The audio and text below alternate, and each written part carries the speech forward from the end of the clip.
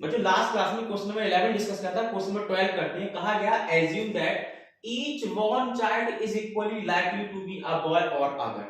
ऐसा मान लो एक बच्चे का जन्म होता है तो लड़की या लड़का होना बराबर चांसेस, इक्वल चांसेस है। इस लाइन का मतलब कह रहे हैं if a family has two children what is the conditional probability that both are girls. किसी फैमिली में दो बच्चे हुए, इसकी प्रोबेबिलिटी क्या है कि वो दोनों बच्चे लड़कियां होंगी, ठीक है। जबकि केस 1 में कहा गया the youngest is a girl, जबकि आपको पता है कि छोटा बच्चा लड़की है, छोटा बच्चा लड़की है। अब तक क्या बोला गया, एक फैमिली में दो बच्चे हुए, दोनों बच्चे लड़कियां होंगी, इसकी प्रोबेबिलिटी फाइंड करना है, जबकि ये पता है कि छोटा वाला बच्चा लड़की है, ठीक है। सबसे पहले जो सैंपल स्पेस बना लो। मान लो लड़के को बी ने शो किया, लड़की को जी ने शो किया, तो सैंपल स्पेस क्या बनी, बोलो क्या बनी। हो सकता है दोनों बच्चे लड़के हो जाए, ठीक है। ऐसा भी पॉसिबल है दोनों बच्चे लड़कियां हो जाए, पॉसिबल है। हो सकता है पहला बच्चा लड़का हो, दूसरा बच्चा लड़की हो, ये भी पॉसिबल है पहला बच्चा लड़की हो, दूसरा बच्चा लड़का हो, बस इतने ही पॉसिबल केस। अब एक इवेंट है बच्चों ई इवेंट क्या है, both are girls, both are girls. जबकि एक इवेंट है एफ का इवेंट है फर्स्ट केस में youngest is a girl, youngest is a girl first case में। तो बच्चों पहले सैंपल स्पेस निकाल, बोथ आर गर्ल्स, दो लड़कियां कहां पर है, सिर्फ एक जगह पर है, जी जी। यंगेस्ट इज अ गर्ल मतलब छोटा बच्चा लड़की है, देखो छोटा बच्चा लड़की यहां पर है, बाद वाला बच्चा लड़की होना चाहिए, छोटा बच्चा लड़की यहां पर है, बाद वाला बच्चा लड़की होना चाहिए, क्योंकि छोटा बच्चा बाद वाला होगा क्योंकि लड़की होना चाहिए। यानी कि एक हमारे पास है जी जी, एक हमारे पास है बी जी, ये हमारे पास सैंपल स्पेस है।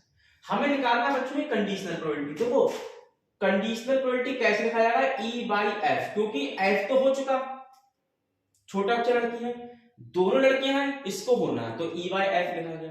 कैसे लिखते हैं, probability of E intersection F upon probability of F.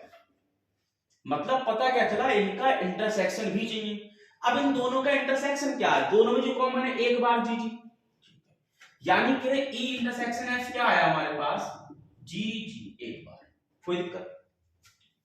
Answer लगाया गया probability of E intersection F, यानी कि इसकी प्रोबेबिलिटी देखो एक बार आंसर आया, कितने में से आया बच्चों, 4 में से। प्रोबेबिलिटी ऑफ एफ कितना है, 2 नंबर है, कितने में से, 4 में से, 4 से 4 चला गया, 1/2 हमारा आंसर है। बोलो बात समझ पाए, ठीक। अब केस 2 देख लो, केस 2 में ई तो वही रहेगा, बोथ आर गर्ल्स।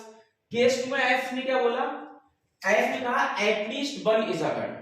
एफ क्या है, एटलीस्ट 1 इज अ गर्ल, मतलब अब कम से कम एक बच्चा लड़की हो, कम से कम एक बच्चा लड़की हो। मैं लास्ट वीडियो बताया था जहां पर एटलीस्ट आ जाए, कम से कम आया, इसमें क्या एक बच्चा लड़की है तब भी हमारा आंसर होगा, एक से ज्यादा लड़कियां तब भी हमारा आंसर होगा।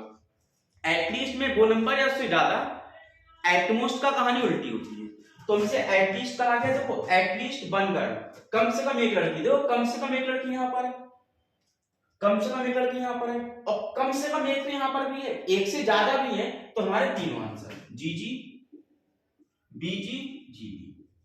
एटलीस्ट का खेल समझ में आया, ठीक। अब क्या निकालना है, इनका इंटरसेक्शन, ई इंटरसेक्शन है, मतलब इसके साथ इसका इंटरसेक्शन। यहां पर है एक एलिमेंट जी जी, यहां पर भी जी जी है, तो जी जी है हमारे common. Probability of E bye F का तरीका क्या था, E intersection F upon probability of F. देखो ई इंटरसेक्शन एफ में एक एलिमेंट, कितने में से, 4 में से। एफ में कितने एलिमेंट्स हो, 2 एलिमेंट, सॉरी एफ में इस बार 3 एलिमेंट है, पहले सॉरी, तो 3, कितने में से, 4 में से, 4 से 4 गया, आंसर आया 1/3, इस बार आंसर आया 1/3, ठीक है, नोट कर लो।